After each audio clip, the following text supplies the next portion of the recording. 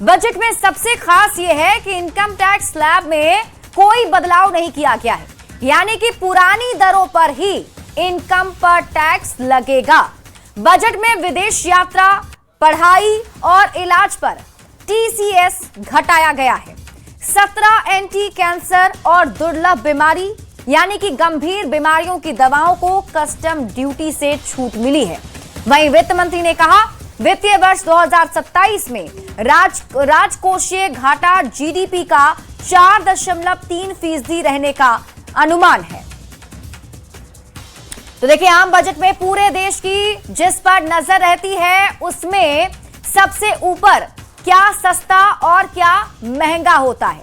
तो स्वास्थ्य को लेकर वित्त मंत्री निर्मला सीतारामन ने बड़ा ऐलान किया, जिसमें उन्होंने बताया कि कैंसर, डायबिटीज सहित कई गंभीर बीमारी की दवाएं इस बजट से सस्ती होगी।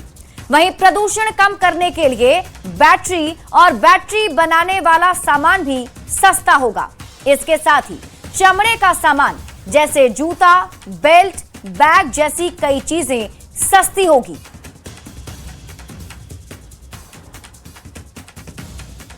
अब अगर आप इस सोच के साथ इस बजट को अगर आप देखिएगा तो आपको एहसास होगा कि किस तरीके से इंफ्रास्ट्रक्चर पे बल दिया गया है, रूरल इंफ्रास्ट्रक्चर पे बल दिया गया है, अर्बनाइजेशन के ऊपर जोर दिया गया है, गांव शहर की दूरी को कम करने का इसमें प्रयास किया गया है, आत्मनिर्भरता पे बल दिया गया है। मैन्युफैक्चरिंग और मैन्युफैक्चरिंग सेक्टर के हर एक वर्टिकल्स में, भले वो डिफेंस में हो, वो प्रोसेसिंग में हो, वो किसी भी क्षेत्र में हो, रेयर मिनरल्स में हो, हर क्षेत्र में जिस तरीके से आत्मनिर्भरता को कुंजी बनाकर इस बजट में उस व्यवस्था को और ज़्यादा मजबूत करने का प्रयास किया गया है। युवा शक्ति को केंद्र में रखकर जितने ये सारे वर्टिकल्स एक्सपैंड होंगे उतनी ही जॉब अपॉर्चुनिटीज़ भी क्रिएट होंगी। स्किलिंग पे बहुत ज़्यादा कंसंट्रेट पुनः किया गया है। फार्मिंग की अगर बात करें, उसमें जिस तरीके से डाइवर्सिटी को एक्नॉलेज किया गया है, नहीं तो आप उसी को एक ही उत्पादन बार बार रखने की भी समस्या सरकार के पास इवेंचुअली होने लगेगी। तो कैसे डाइवर्सिफाई किया जाए कोकोनट, कोको, इन तमाम। तो देखिए, जिस तरीके से बजट पेश किया गया, अब उस पर आकलन करना भी शुरू कर दिया गया है और एक एक करके प्रतिक्रियाएं आनी भी शुरू हो चुकी हैं। केंद्रीय मंत्री चिराग पासवान को आप सुन रहे थे। और बड़ी खबर आपको बिहटा से बताते हैं। राजधानी पटना के बिहटा थाना क्षेत्र में दो पक्ष के बीच आपसी वाद में देखते ही देखते मारपीट में बदल गई। घटना सदीसोपुर गांव की है। मारपीट का वीडियो सोशल मीडिया पर वायरल हो रहा है। घटना को लेकर पीड़ित अमित कुमार नाम के युवक ने बताया कि शनिवार की रात कुछ लोगों ने जाति सूचक शब्द को लेकर पहले उनके पिता से मारपीट की, उसके बाद उनके घर पर आकर मारपीट की गई। दोनों पक्षों में हुए मारपीट में गोलीबारी और पत्थरबाजी भी हुई है। मौके पर पहुंची पुलिस को 2 गोली, 2 खोखा और 1 बाइक बरामद हुआ है। पीड़ित पक्ष ने थाने में आवेदन देकर न्याय की गुहार लगाई है। जो लड़ाई हुआ था, पापा के सब वो लोग मारा है। और क्या? कौन मारा है? नंदकिशोर का भगना है। उसके बाद सुबह में आया मेरे घर पे और वो लोग मतलब बहुत लगता है कि 10 लोग आया, फायरिंग भी किया। मुजफ्फरपुर से आपको बड़ी खबर बताते हैं। कारोबारी से लूट की वारदात को अंजाम दिया गया है। बाइक और 40,000 रुपए की लूट की गई है। तुर्की के छाजन गांव की घटना है। अपराधियों ने मारपीट कर लूट की है। 2 गाड़ी से 3 अपराधी आए थे। थतिया गांव का रहने वाला पीड़ित बताया जा रहा है। दुकान बंद कर पीड़ित वापस लौट रहा था, तभी इस घटना को अंजाम दिया गया। फिलहाल मामले की जांच में पुलिस की टीम जुटी हुई है। बाइक पर आकर हमको जो है सो आगे से रोक लिया और रोकने के बाद जो है सो मारपीट करने लगा। इसी बीच में हम मोबाइल तो थोड़ा फेंक दिए बगल में और इस पर से ज़्यादा परेशान होकर और जो गाली गलौज करने लगा और पिस्तौल फिरा के 3 आदमी था, हमको मारना शुरू किया। और हमारे पर्स में जो है से क्रेडिट कार्ड था 3 गो और 40,000 रुपया हम दुकान से लेके निकलवे किए थे, वो मेरे जेब में ही था। और वो पैसा और का पेपर वो सब निकाल लिया। और गाड़ी अपाची था, अपाची गाड़ी लेके निकल गया वो। देखिए, एक तरफ लोग डिजिटल की तरफ तेजी से आगे बढ़ रहे हैं, तो वहीं दूसरी तरफ साइबर अपराधी भी ठगी के अब नए नए तरीके अपना रहे हैं। और ऐसी ही ठगी का मामला सामने आया है मुंगेर से, जहां साइबर अपराधियों ने 2 लोगों से लाखों रुपए की ठगी कर ली। पहला मामला जमालपुर थाना क्षेत्र के दौलतपुर का है। यहां पुष्प कमल झा को शेयर बाजार में बम्पर मुनाफा दिलाने के नाम पर करीब 27 लाख रुपए का चूना लगा दिया गया। दूसरा मामला भी जमालपुर का ही है। यहां रंजन नाम के व्यक्ति को बिजली का मीटर अपडेट कराने के नाम पर साइबर अपराधियों ने 3,35,000 रुपए का चूना लगा दिया। दोनों ने साइबर थाने में मामला दर्ज करवाया है और पुलिस मामले की जांच में जुटी हुई है। मेरे साथ साइबर हो गया फ्रॉड। 10 तारीख का दिन था। उन्होंने 8:45 बजे फोन आए कि मैं बिजली विभाग से बोल रहा हूँ, आपका मीटर लगा? बोले जी सर मीटर लगा है, तो उसको अपडेट करना है। बोले ठीक है सर कर दीजिए। और बात करने के देर मैंने बोला मात्र आप 100 रुपया रिचार्ज कर दीजिए। हम बोले ठीक है कर देते हैं। 5 से 6 बार में निकाला गया है, लगभग 3,35,000 निकाले। पब्लिक में भी ये जागरूकता फैला रहे हैं कि ऑनलाइन ट्रेडिंग आप नहीं करें। ऑनलाइन ट्रेडिंग के नाम पे अभी पिछले महीने से अगर अभी तक हम देखें तो कई लाख का फ्रॉड हो चुका है। खबर मोतिहारी से है, जहां नशीली दवाओं के अवैध कारोबार के खिलाफ सुरक्षा एजेंसियों ने कार्रवाई की।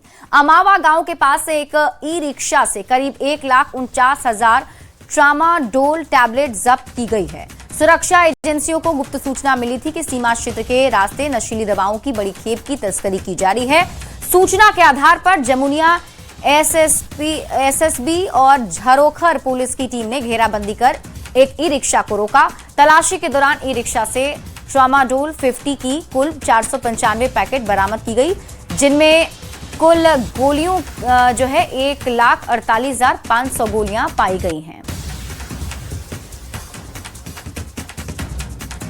प्राइवेट हॉस्टल मामले पर पटना हाईकोर्ट ने संज्ञान ले लिया है और राज्य सरकार से जवाब तलब करते हुए पूछा है कि बिहार के प्राइवेट गर्ल्स और बॉयज हॉस्टल्स को लेकर कोई नियम है या नहीं। ये राज्य सरकार एफिडेविट में जवाब दे। नीट की छात्रा से रेप और मौत मामला सामने आने के बाद शेखपुरा के एक एडवोकेट ने रिट याचिका दायर की थी, जिस पर सुनवाई के बाद हाईकोर्ट ने जवाब तलब किया है। प्राइवेट हॉस्टल्स को लेकर पटना हाईकोर्ट ने राज्य सरकार से जवाब तलब किया है और पूछा है कि बिहार के गर्ल्स और बॉयज हॉस्टल्स के लिए क्या कोई कानून है या नहीं। अब इस मामले में 20 फरवरी को अगली सुनवाई होगी।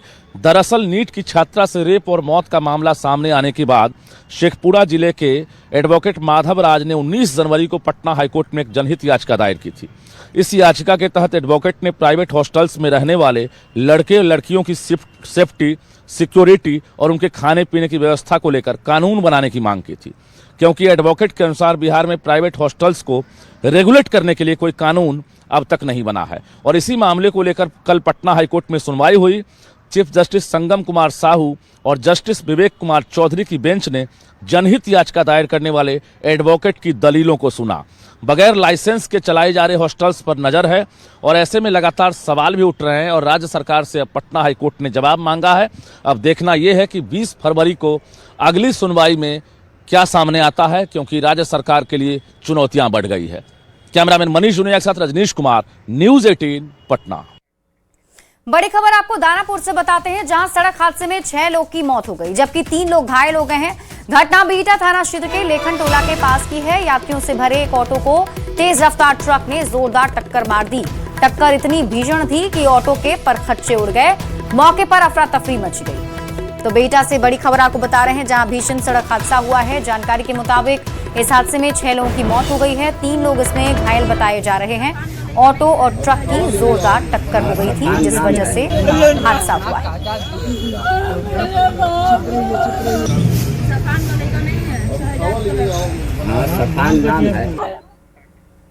बक्सर से बड़ी खबर है, सड़क दुर्घटना में 3 लोग की मौत की खबर मिल रही है। हादसे में एक व्यक्ति गंभीर रूप से जख्मी हो गया। ट्रक ने कार में टक्कर मार दी। नया भोजपुर थाना क्षेत्र की घटना बताई जा रही है। सभी बक्सर गंगा स्नान करने के लिए जा रहे थे।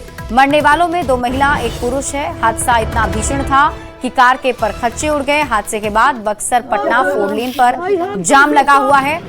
तस्वीरें घटनास्थल की आपको दिखा रहे हैं। इसमें आप देखिए किस तरीके से कार पूरी तरह से क्षतिग्रस्त हो गया है।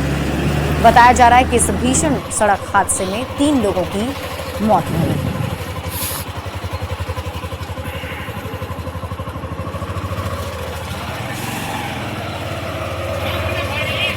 चलो।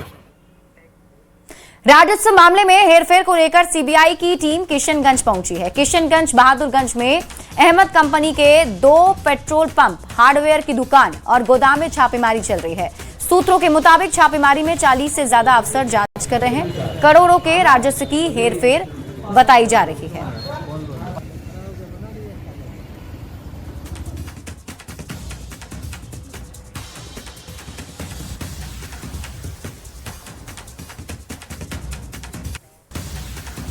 खबर आपको भागलपुर से बताते हैं, जहां दहशत फैलाने के लिए गोलीबारी की गई। मामला नौगछिया के नारायणपुर गांव के दलित टोला का है। राजकिशोर पासवान ने गांव के ही शिवा यादव पर केस उठाने की धमकी देते हुए खुलेआम गोलीबारी का आरोप लगाया है। आरोप है कि शिवा यादव ने गाली गलौज करते हुए लगातार 4 राउंड फायरिंग की और इस पूरी घटना का लाइव वीडियो सोशल मीडिया पर तेजी से वायरल हो रहा है, जो आपको दिखा भी रहे हैं।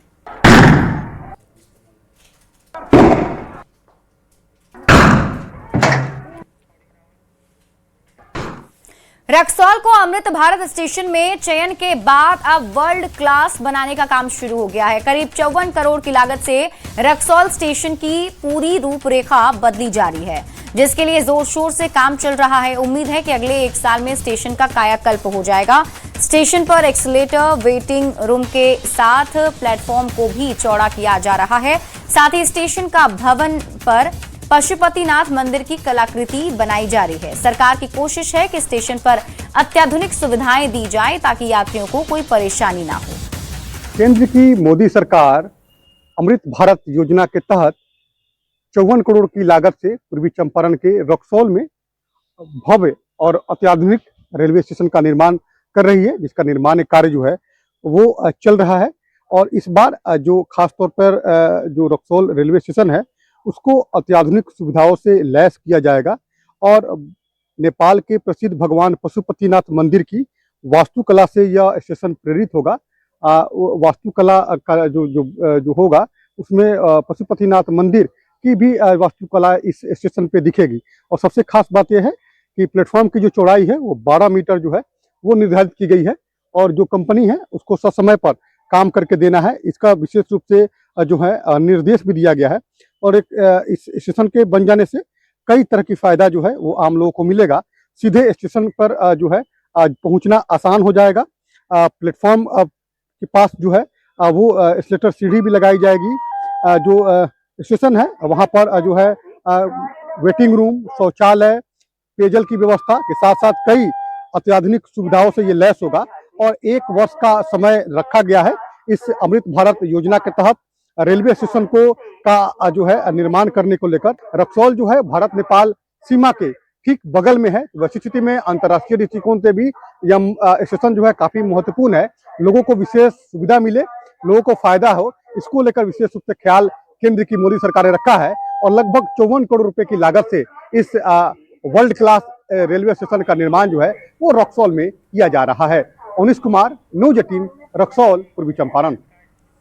रोहतास से बड़ी खबर मिल रही है। ट्रॉली बैग में मिला शव। डेहरी स्टेशन रोड में शव मिला है। सब्जी मंडी के पीछे शव बरामद किया गया। बताया जा रहा है कि एक बंद ट्रॉली बैग में शव मिला है। किसी युवती का शव होने की बात कही जा रही है। डायल 112 की टीम मौके पर पहुंची है, जांच पड़ताल की जा रही है। तो इस वक्त की बड़ी खबर आपको रोहतास से बता रहे हैं। और न्यूज 18 संवाददाता अजीत कुमार अधिक जानकारी के साथ जुड़ गए हैं। अजीत, क्या जानकारी मिल पा रही है? क्या ट्रॉली बैग में शव है? जी, अभी जो ट्रॉली बैग लाल रंग की मिली है उसे खोल दिया गया है एसएसएल की टीम की मौजूदगी में।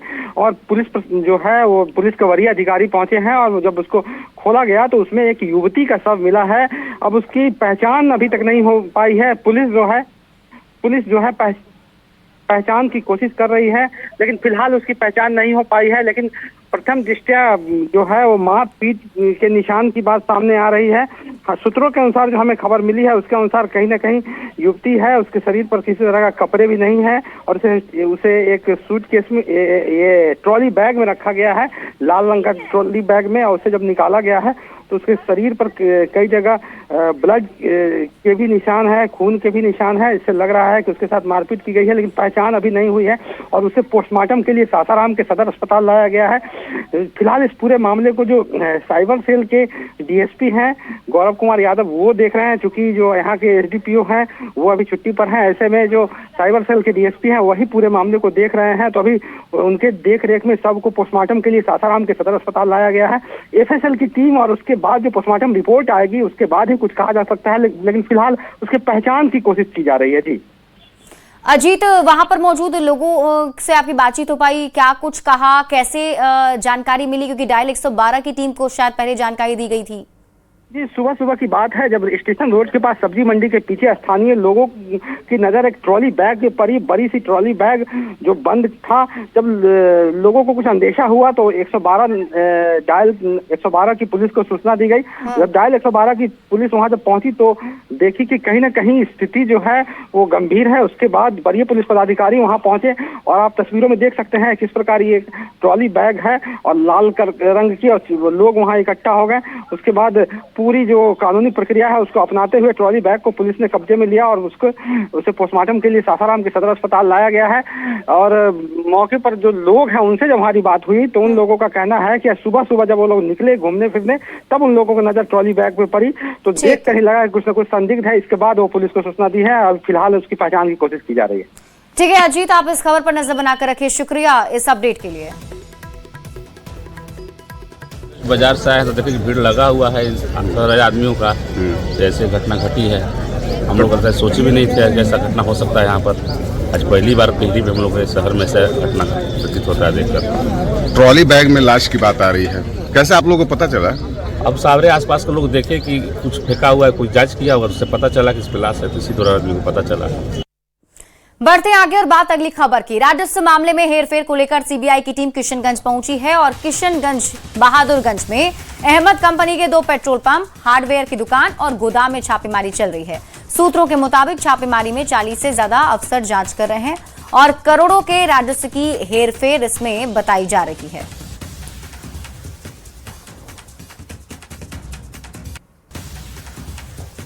खबर आपको मुंगेर से दिखाते हैं, जहां माघी पूर्णिमा का पावन पर्व श्रद्धा और आस्था के साथ मनाया गया।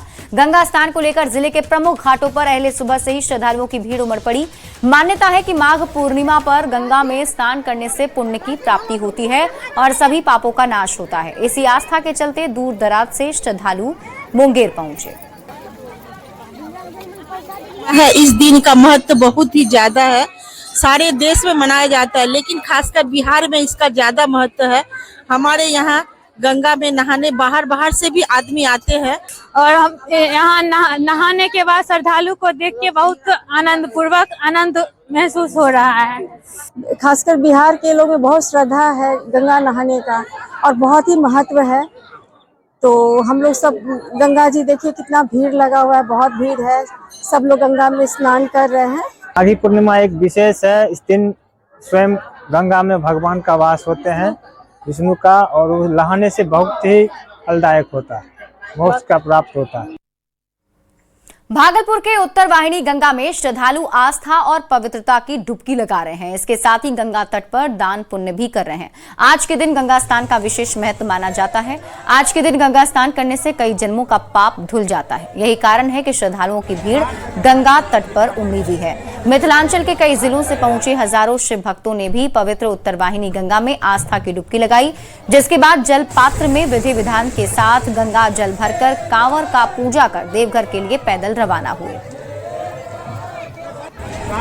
माघी पूर्णिमा पर पटना सिटी के गंगा घाटों पर भी श्रद्धालुओं की भीड़ देखी जा रही है और हजारों श्रद्धालु पवित्र गंगा में आस्था की डुबकी लगाकर भगवान विष्णु, माता महालक्ष्मी और चंद्रदेव की पूजा अर्चना कर रहे हैं। पौराणिक मान्यताओं के मुताबिक माघी पूर्णिमा गंगा स्नान का विशेष महत्व है। ऐसी मान्यता है कि इस दिन गंगा स्नान करने और भगवान विष्णु और माता लक्ष्मी की पूजा अर्चना करने से मनोवांछित फल की प्राप्ति होती है। तो वहीं खगड़िया में भी माघी पूर्णिमा को लेकर श्रद्धालुओं में उत्साह देखा जा रहा है। परबत्ता के अगवानी गंगा घाट पर गंगा स्नान के लिए भीड़ उमड़ पड़ी हुई है। स्थानीय समाज सेवियों ने श्रद्धालुओं की मदद के लिए शिविर लगाए हैं, जहां शुद्ध पानी से लेकर डॉक्टर तक की व्यवस्था की गई है।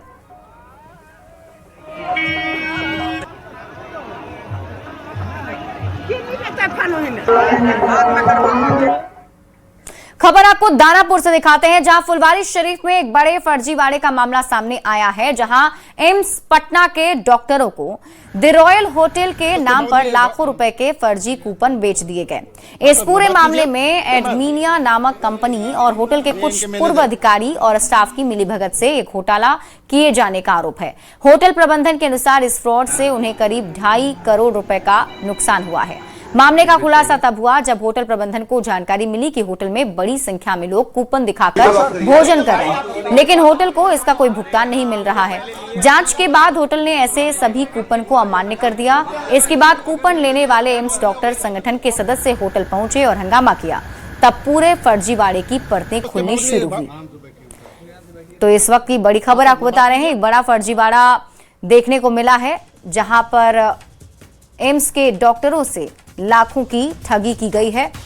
द रॉयल होटल के नाम पर बड़ा फर्जीवाड़ा किया गया, उन्हें एक कूपन दिया गया और वही फर्जी कूपन जो उनको बेचे गए थे, उस कूपन के आधार पर वो होटल में खाना खा रहे थे, लेकिन तब उनको भुगतान नहीं किया जा रहा था, जिसके बाद ये फर्जीवाड़ा का खुलासा हुआ है। और इसी के साथ